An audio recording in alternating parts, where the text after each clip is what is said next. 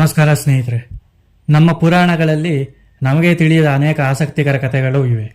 ಅಂತಹದ್ದೇ ಆಸಕ್ತಿಯಾದ ಒಂದು ಕಥೆ ಎಂದರೆ ಅದು ಕ್ಷತ್ರಿಯ ವರ್ಗ ಮತ್ತು ಬ್ರಾಹ್ಮಣ ತೇಜಸ್ಸಿನ ನಡುವೆ ನಡೆದ ಸಂಘರ್ಷ. ಈ ಕತೆ ಬಂದು ಒಬ್ಬ ಕೌಶಿಕ ಮಹಾರಾಜ ಹಾಗೂ ವಶಿಷ್ಠ ಮಹರ್ಷಿ ನಡುವೆ ನಡೆದ ಕಥೆ ಇದು.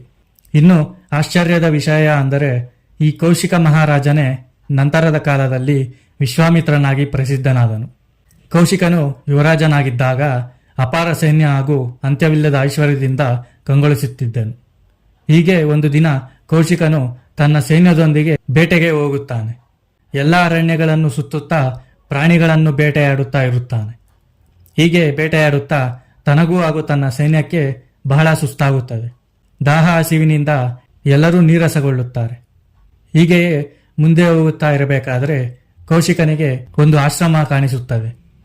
ಆ ಆಶ್ರಮ ಹಸಿರು ಮರಗಳಿಂದ ಶಾಂತ ವಾತಾವರಣದಿಂದ ಇರುತ್ತದೆ. ಇನ್ನು ಆ ಆಶ್ರಮವು ಬ್ರಹ್ಮರ್ಷಿ ವಶಿಷ್ಠರ ಆಶ್ರಮವಾಗಿತ್ತು. ನಂತರ ಕೌಶಿಕನು ತನ್ನ ಸೈನ್ಯದೊಂದಿಗೆ ವಶಿಷ್ಠರ ಆಶ್ರಮಕ್ಕೆ ಬರುತ್ತಾನೆ. ಆಗ ವಶಿಷ್ಠ ಮಹರ್ಷಿಯು ರಾಜನಾದ ಕೌಶಿಕನನ್ನು ತಮ್ಮ ಆಶ್ರಮಕ್ಕೆ ಬರಮಾಡಿಕೊಳ್ಳುತ್ತಾರೆ. ರಾಜ, ನೀವು ನಮ್ಮ ಆಶ್ರಮಕ್ಕೆ ಬಂದಿದ್ದು ನಮಗೆ ತುಂಬಾ ಸಂತೋಷವಾಯಿತು. ನಿಮ್ಮ ಸೈನ್ಯವು ದಣಿದಂತಿದೆ. ದಯವಿಟ್ಟು ನಮ್ಮ ಆತಿಥ್ಯವನ್ನು ಸ್ವೀಕರಿಸಿ ಎಂದು ಹೇಳುತ್ತಾನೆ.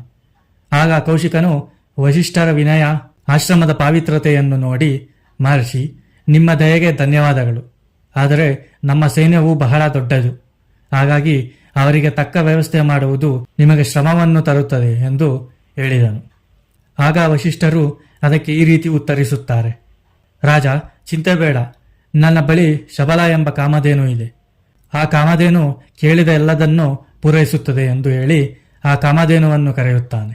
ವಶಿಷ್ಠ ಮಹರ್ಷಿಯು ಆ ಕಾಮಧೇನುವನ್ನು ಸವರಿ, ತಾಯಿ ಶಬಲ, ಮಹಾರಾಜ ಕೌಶಿಕ ಹಾಗೂ ಅವರ ಸೈನ್ಯವು ಹಸಿವಿನಿಂದ ಇಲ್ಲಿಗೆ ಬಂದಿದ್ದಾರೆ. ಅವರಿಗೆ ಮೃಷ್ಟಾನ್ನ ಭೋಜನವನ್ನು ಸಿದ್ಧಪಡಿಸಿ ಎಂದು ಹೇಳುತ್ತಾನೆ. ಆಗ ಕ್ಷಣಾರ್ಥದಲ್ಲಿಯೇ ಶಬಲ ಅದ್ಭುತವನ್ನು ಸೃಷ್ಟಿ ಮಾಡುತ್ತದೆ. ಆಶ್ರಮದ ಆವರಣದಲ್ಲಿ ಬಗೆ ಬಗೆಯ ತಿಂಡಿ ತಿನಿಸುಗಳು, ಹಣ್ಣುಗಳು ಮತ್ತು ಅನ್ನ ಪದಾರ್ಥಗಳಿಂದ ತುಂಬಿತ್ತು. ಇದನ್ನು ನೋಡಿದ ರಾಜ ಕೌಶಿಕ ಹಾಗೂ ಅವನ ಸೈನ್ಯವು ಆಶ್ಚರ್ಯಪಡುತ್ತಾರೆ. ನಂತರ ಕೌಶಿಕನು ಹಾಗೂ ಅವನ ಸೈನ್ಯವು ಹೊಟ್ಟೆ ತುಂಬ ಊಟ ಮಾಡುತ್ತಾರೆ. ಆದರೆ ಸಮಸ್ಯೆ ಇಲ್ಲಿಂದ ಶುರುವಾಗುತ್ತದೆ. ಕೌಶಿಕನು ಊಟ ಮಾಡಿದ ನಂತರ ಅವನ ಮನದಲ್ಲಿ ದುರಾಸೆ ಮೂಡುತ್ತದೆ. ಇಂತಹ ದಿವ್ಯ ಕಾಮಧೇನುವು ಒಬ್ಬ ಮುನಿಯ ಬಳಿ ಇರುವುದಕ್ಕಿಂತ ನನ್ನಂಥ ಚಕ್ರವರ್ತಿಯ ಬಳಿ ಇದ್ದರೆ ರಾಜ್ಯದ ಜನರಿಗೆ ಹೆಚ್ಚಿನ ಉಪಯೋಗವಾಗುತ್ತದೆ ಎಂದುಕೊಂಡನು. ಆಗ ಕೌಶಿಕನು ವಶಿಷ್ಠ ಮಹರ್ಷಿಯ ಬಳಿಗೆ ಬಂದು, ಮಹರ್ಷಿ, ನಿಮ್ಮ ಶಬಲ ಅಸಾಮಾನ್ಯವಾದದ್ದು. ಇಂತಹ ಕಾಮಧೇನು ನನ್ನ ಬಳಿ ಇದ್ದರೆ ನನ್ನ ರಾಜ್ಯದ ಜನರಿಗೆ ಹೆಚ್ಚು ಉಪಯೋಗವಾಗುತ್ತದೆ. ಹೀಗಾಗಿ ನನಗೆ ಈ ಕಾಮಧೇನುವನ್ನು ನೀಡಿ. ಅದರ ಬದಲಾಗಿ ನಾನು ನಿಮಗೆ ನನ್ನ ಅರ್ಧ ರಾಜ್ಯವನ್ನು ಕೊಡುತ್ತೇನೆ. ದಯವಿಟ್ಟು ಶಬಲ ಕಾಮಧೇನುವನ್ನು ನನಗೆ ನೀಡಿ ಎಂದು ಕೇಳುತ್ತಾನೆ. ಆದರೆ ಅವನ ಕಣ್ಣುಗಳಲ್ಲಿ ಆಸೆ, ಅಧಿಕಾರದ ದರ್ಪ ಇವೆಲ್ಲ ಸ್ಪಷ್ಟವಾಗಿ ಮಹರ್ಷಿಗೆ ಕಾಣುತ್ತದೆ. ಅದಕ್ಕಾಗಿ ವಶಿಷ್ಠರು, ರಾಜ, ಶಬಲ ಕೇವಲ ಒಂದು ಪಶುವಲ್ಲ. ಇದು ದೇವತೆಗಳ ವರ ಹಾಗೂ ನನ್ನ ತಪಸ್ಸಿನ ಫಲ. ಯಜ್ಞ ಯಾಗಗಳಿಗೆ, ಅತಿಥಿ ಸತ್ಕಾರಕ್ಕೆ ಇದು ಉಪಯೋಗವಾಗಬೇಕು. ಹೀಗಾಗಿ ನಾನು ಈ ಕಾಮಧೇನುವನ್ನು ನಿಮಗೆ ನೀಡಲಾರೆ. ದಯವಿಟ್ಟು ಕ್ಷಮಿಸಿ ಎಂದು ಹೇಳುತ್ತಾನೆ. ಇದನ್ನು ಕೇಳಿದ ಕೌಶಿಕನಿಗೆ ಕೋಪ ಬರುತ್ತದೆ. ಒಬ್ಬ ಸಾಮಾನ್ಯ ಋಷಿಯು ರಾಜನಾದ ನನ್ನ ಮಾತನ್ನೇ ತಿರಸ್ಕರಿಸುತ್ತಿದ್ದಾನೆಯೇ? ಇದು ನನಗೆ ಮಾಡಿದ ಅವಮಾನ ಎಂದುಕೊಳ್ಳುತ್ತಾನೆ. ನಂತರ ಕೌಶಿಕನು, ಮಹರ್ಷಿ, ನಾನು ಕೇಳಿದ್ದು ದಾನವಲ್ಲ.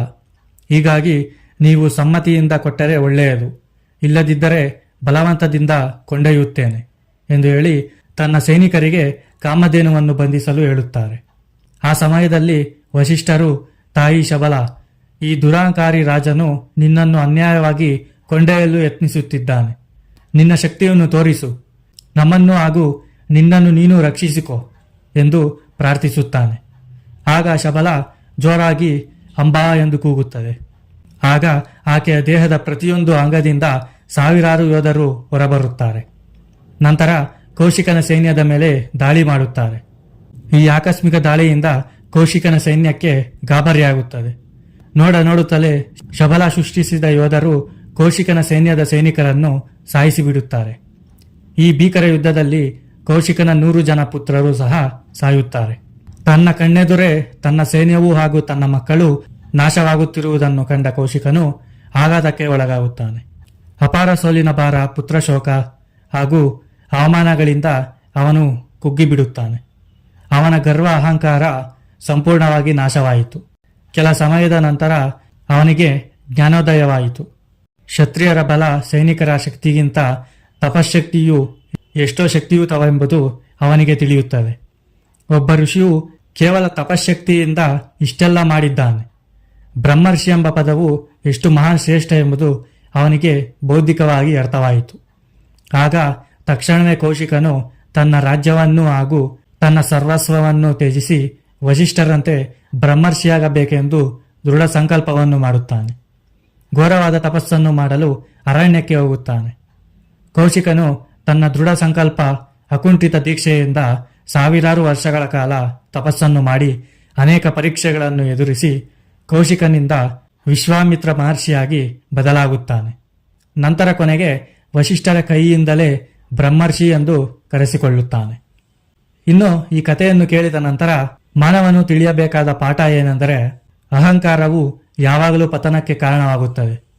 ಬೇರೆಯವರ ಸೊತ್ತನ್ನು ಆಶಿಸಿ ಅದನ್ನು ಅಧರ್ಮದಿಂದ ಪಡೆದರೆ ಅದರಿಂದ ಯಾವತ್ತೂ ಒಳ್ಳೆಯದಾಗುವುದಿಲ್ಲ.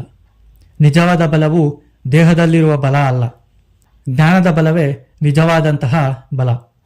ಇದಾಗಿತ್ತು ಗೆಳೆಯರೆ ಈ ವಿಡಿಯೋ ಬಗ್ಗೆ ನಿಮ್ಮ ಅಭಿಪ್ರಾಯವನ್ನು ಕಮೆಂಟ್ ಮೂಲಕ ತಿಳಿಸಿ ಹಾಗೂ ವಿಡಿಯೋವನ್ನು ಲೈಕ್ ಮಾಡಿ ಮತ್ತು ಶೇರ್ ಮಾಡಿ. ಇನ್ನಷ್ಟು ಇಂತಹ ಇಂಟ್ರೆಸ್ಟಿಂಗ್ ವಿಡಿಯೋಗಳಿಗಾಗಿ ಚಾನಲನ್ನು ಸಬ್ಸ್ಕ್ರೈಬ್ ಮಾಡಿಕೊಂಡು ಬೆಲ್ಲೈಕಾನ್ ಆನ್ ಮಾಡಿ. ವಿಡಿಯೋವನ್ನು ಪೂರ್ತಿಯಾಗಿ ಕೊನೆವರೆಗೂ ನೋಡಿದ್ದಕ್ಕಾಗಿ ಧನ್ಯವಾದಗಳು.